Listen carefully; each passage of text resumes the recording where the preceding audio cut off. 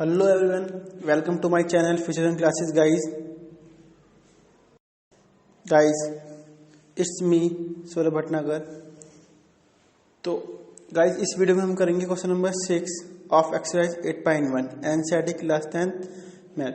Guys question number 6 is the most important question of exercise 8.1 related to CBSE. तो guys ये question हमारा बहुत important है और सीबीएसई में काफी बार पूछा भी गया है। क्वेश्चन नंबर 6, तो question number 6 that is if angle A and angle B are acute angles such that cos A is equal to cos B, then show that angle A is equal to angle B। तो guys आपके पास given है कि if angle A और angle B दो angle क्या है आपके acute angle है, तो और आपको cos A equal to cos B given है, तो आपको angle A equal to angle B के प्रूफ करना है। तो गाइज मैं अभी दोबारा बता रहा हूँ आपको कि ये क्वेश्चन बहुत इंपॉर्टेंट क्वेश्चन है आपके बोर्ड के से रिलेटेड। तो गाइज इसको अच्छे से देखें और समझें। चलिए गाइज स्टार्ट करते हैं। तो गाइज फर्स्ट ऑफ ऑल पहले आप देख लीजिए जो आपका एंगल ए है और एंगल बी है, दोनों एक्यूट एंगल है, यानी दोनों एंगल क्या आपके लेस देन 90 है।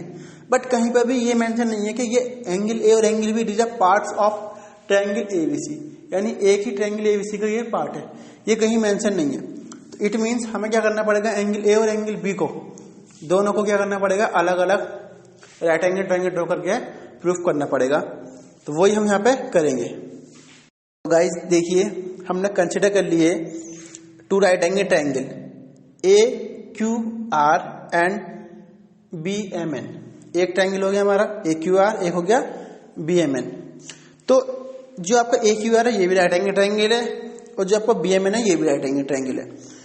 ए एंगल जहाँ पे एंगल ए ये है, यहाँ पे एंगल क्या है बी ये है, यहाँ पर क्यू राइट एंगल है, यहाँ पे एम राइट एंगल है, अदर एंगल यहाँ पे आर है और यहाँ पर एन है। तो ये दो हमने राइट एंगल ट्रायंगल खुद से ड्रॉ करे हैं। ठीक है, जो आपको गिवन है वो हमने लिख लिया, cos A equal to cos B, जो आपको गिवन है हमने वो लिख लिया। अब cos A equal to cos B, तो cos A क्या होता है, cos क्या होता है अभी B upon P, B upon P। तो फर्स्ट वाले के नहीं है, इसके नहीं है, B कौन सा हो गया बेस ये, other side opposite side P और 90 का अपोजिट H। ऐसी B के नहीं है, P ये आपका H और ये B, तो ये पी एच भी दोनों के आपके यहाँ मैंने लिख हुए रखे हैं फिगर के सामने। तो cos A के नहीं है, B क्या है क्यू ए और H क्या है आर ए, तो क्यू ए अपॉन आर ए। ऐसे ही को B के नहीं है, बेस क्या है M B upon N B. तो ये आपका यहाँ तक हो गया, cos A equal to cos B, यानी Q A upon R A equal to M B upon N B.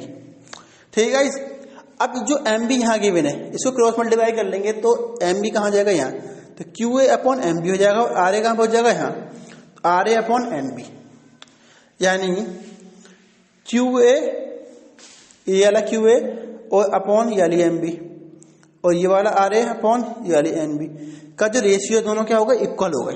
दोनों के रेशियो क्या है इक्वल। हम क्या करेंगे इन दोनों रेशियो को कंसिडर कर लेंगे के इक्वल।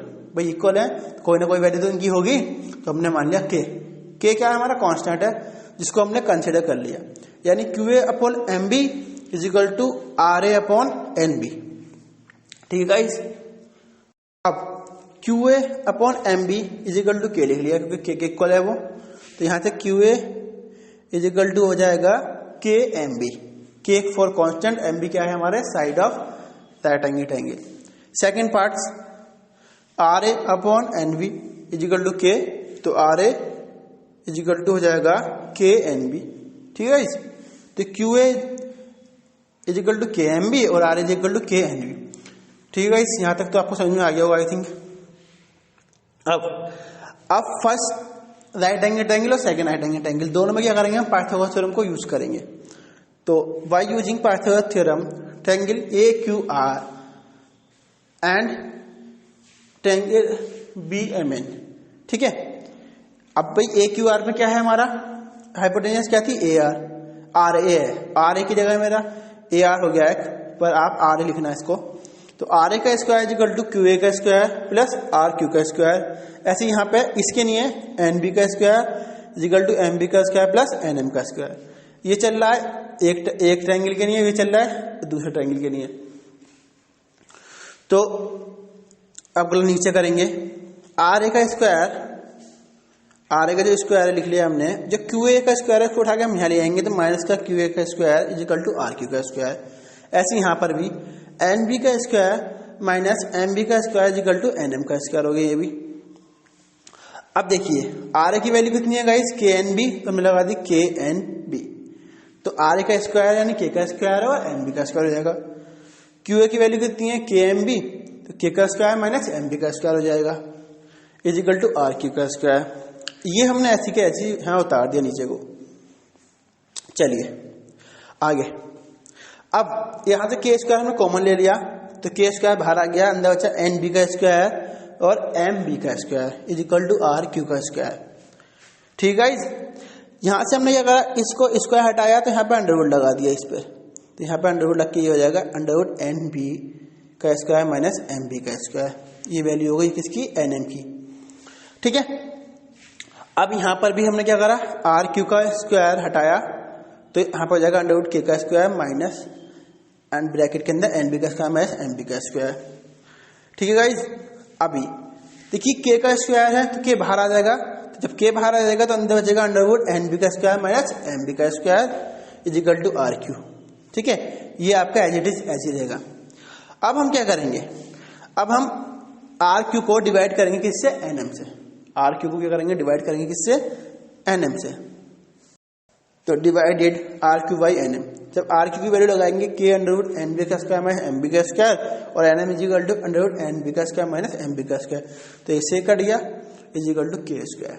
तो R Q upon N M is equal to हो जाएगा के स्क्वायर के। तो गाइज ये आपका हो गया के। अब इससे पहले भी हमने देखा आपने, हमने क्वेश्चन 1 में भी क्या करा था, इक्वेशन 1 और 2 को देखेंगे तो Q A upon M B की वैल्यू भी के थी और R A upon N B की वैल्यू भी के थी, तो R Q upon N B की वैल्यू भी क्या हो गई, के। तो ये तीनों क्या हो गए, बराबर हो गए, तीनों क्या हो गए, बराबर हो गए। जब तीन साइडों के, जब दो ट्रायंगल की तीनों साइडों के रेशियो क्या होते हैं, आपस में इक्वल होते हैं। करस्पॉन्डिंग साइड की जो रेशियो होते हैं वो क्या होते हैं, आपस में इक्वल होते हैं। तो वहां पर लगती है एस एस एस, सिमिलरिटी, यानी साइड साइड साइड। तो सिमिलरिटी क्राइटेरिया लगा के हम क्या करेंगे, यहाँ पर इन दोनों ट्रायंगल को क्या प्रूफ कर देंगे, सिमिलर। यानी ट्रायंगल आपका A Q R is similar to triangle B, sorry A Q R similar हो जाएगा ट्रायंगल बी एम एन के। जब दोनों ट्रायंगल आपस में सिमिलर हो गए, इट मीन्स इसके करस्पॉन्डिंग एंगल भी क्या होंगे, आपस में इक्वल। तो ए के करस्पॉन्ड क्या है, बी, ए के करस्पॉन्ड क्या है, एंगल बी, तो angle A equal to angle B. Similar property आप पढ़ोगे ट्रायंगल चैप्टर में। ठीक है गाइस, तो ये इसका सोल्यूशन हो गया और ये बहुत इंपॉर्टेंट क्वेश्चन है गाइस, इसको एक बार और देखना वीडियो को ताकि आपको दोबारा समझ में आ जाए। ठीक है गाइस, तो आई होप आपको मेरी वीडियो पसंद आए। Thank you for watching my video and please like, share and subscribe guys. Thank you guys.